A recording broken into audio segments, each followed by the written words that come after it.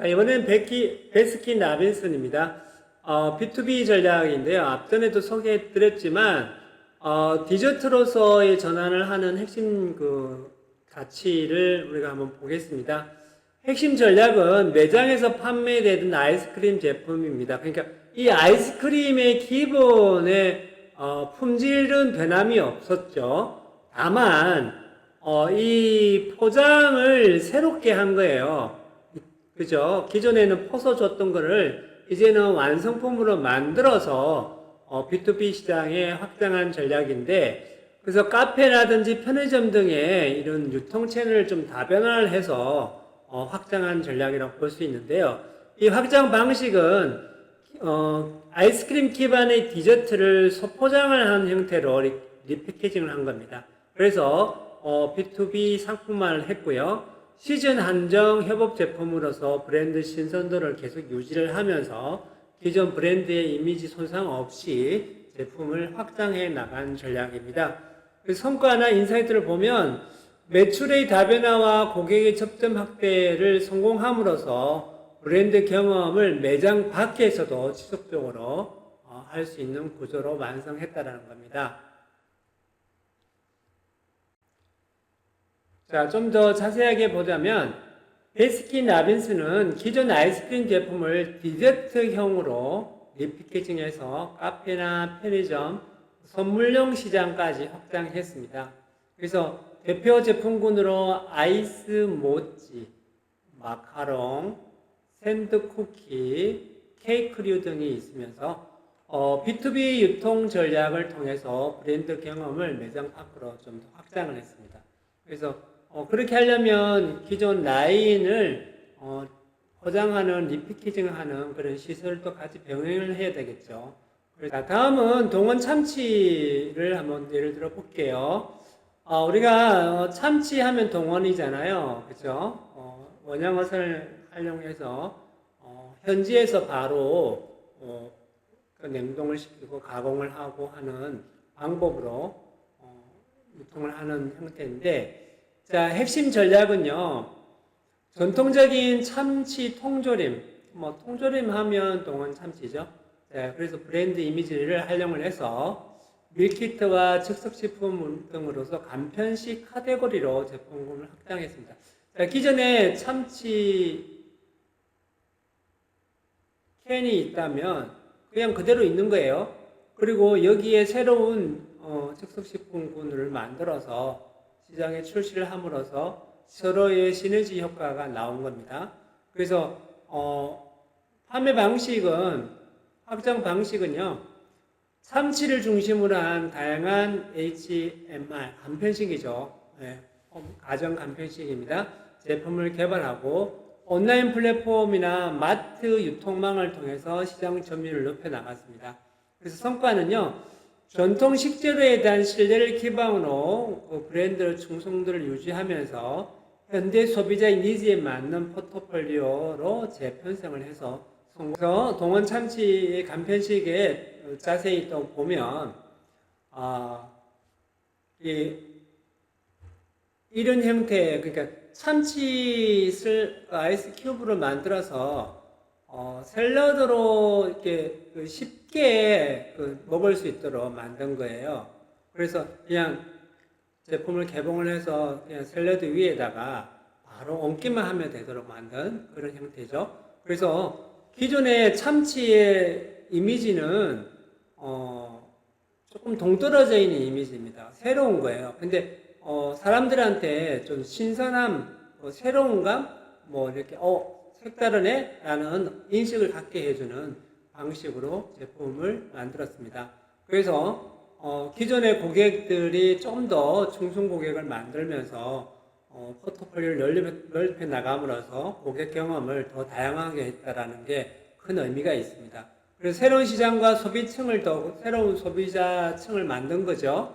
그래서 아침 간편식의 샐러드를 만들 때 기존의 제품을 이렇게 만들기는 쉽지는 않잖아요. 그래서 이렇게 얼려서 바로, 자, 사례별 브랜드 확장 전략을 비교 한번 해보겠습니다. 자, 삼양의 불닭 소스는요, 라면 맛을 활용을 한 그 소스와 전략으로 글로벌 진출했고 B2B 확장, 제품 정체성 유지를 통해서 수출과 SNS 발휘를 성공한 거죠. 그래서 지금은 대표 황제주가 됐습니다. 자, 베스킨라빈스는 B2B 디저트 시장에 진출을 했는데 기존 아이스크림을 소포장을 해서 디저트로 재구성한 거죠. 그래서 카페나 편의점 등이나 유통을 확대하는 전략으로서 브랜드 경험을 좀 외부로 더 확장했다라는 거죠. 기존의 매장에서 벗어났다라는 거죠. 그래서 굉장히 큰 의미가 있는 거고요. 동호는 간편식이죠. 참치 통조림을 가지고 있는 이미지에서 가정 간편식을 새로운 시장에 진입을 함으로써 성공한 케이스라고 보면 되고요. 전통 브랜드의 현대적 재구성이고 사람들에게 새로운 형태의 그 소비자 경험을 사례별 인사이트 요약을 한번 보겠습니다.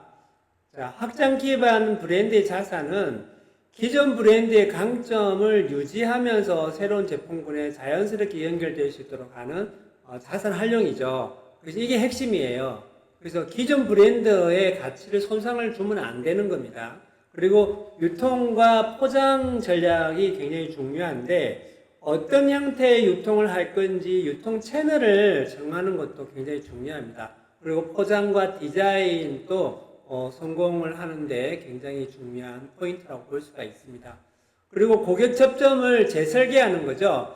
자, 기존의 매장이나 온라인, 오프라인, B2B 다양한 접점에서 브랜드 경험을 새롭게 제공함으로써 브랜드의 충성도를 조금 더 확대해 나갈 수가 있는 거죠. 그러면 이제 사례에서 시사점 및 벤치마킹 포인트를 한번 확인해 보겠습니다. 자, 브랜드 정체성, 일관성을 유지했다라는 거죠. 모든 사례는 기존 브랜드의 핵심 자산을 절대 훼손하지 않았습니다. 그렇죠? 확장에 성공했다면 공통점을 보여줄 수 있습니다. 그래서 기존 브랜드의 핵심 가치는 변함이 없이 유지가 되고 새롭게 영역을 확장해 나감으로써 시장을 더 확대하고 밸류에이션을 키워서 전체 회사의 이미지도 함께 성장한 케이스라고 볼 수 있습니다. 시장과 소비자에게 맞춘 유연한 설계가 필요했고요. 고객의 라이프 스타일 변화에 맞춰서 제품 포장과 유통 채널, 커뮤니케이션 방식 등에 유연하게 대응을 했습니다. 삼양이나 이런 걸 보면 온라인 SNS 마케팅을 하면서 인플루언서를 굉장히 잘 활용했다는 걸 볼 수가 있습니다. 해외 유명 인플루언서를 통해서 챌린지를 하거나 아니면 국내 유명한 BTS의 멤버들을 이용을 해서 인플루언서로서 활용한 그런 케이스들이 시장을 확대하는 데 굉장히 큰 효과가 있지 않았나라고 볼 수가 있고요. 다각적인 확장 접근이 유효했던 것 같아요. 제품의 포장과 채널 협업 등을 통해서 확장을 조화롭게 잘 이루었고요. 장기적으로 브랜드 성장으로 이어졌다는 것이. 자, 그러면 브랜드 확장 성공을 위한 5가지 원칙에 대해서 한번 보겠습니다. 자, 첫 번째는 브랜드 자산의 일괄성을 유지합니다. 지금까지 계속 제가 강조해 왔던 거죠. 그래서 일괄성 유지.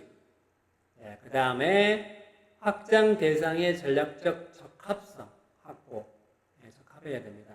그러니까 새로운 시장에 새로운 영역에 진입을 할 때 적합해야 되고요.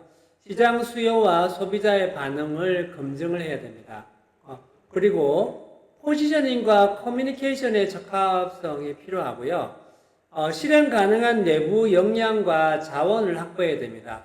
생산 라인 준비하지 않았는데 바로 런칭을 하게 되면 안 되겠죠. 그래서 시장과 우리 자산 내에 핵심 역량과 실행 능력 이런 것들이 쌈박자가 잘 갖춰져 있어야 되고 제품도 같이 뒷받침이 되어야지. 자, 그러면 이번에는 스타트업 중소기업이 활용할 수 있는 확장 전략 팁을 보겠습니다. 핵심 역량 집중력 확장이고요. 자금과 인력이 한정된 기업은 기존 강점을 살려서 가장 밀접한 제품군으로 확장하는 집중형 전략이 필요합니다. 자, 협업과 외부 자원을 잘 활용할 필요가 있는데 브랜드 확장 초기에는 유통사와 제조사, 디자이너 등 외부 파트너들과 좀 협업을 잘 해서 리스크를 분산시키는 역할을 좀 해야 됩니다. 그리고 시장 접근성을 높일 필요가 있고요.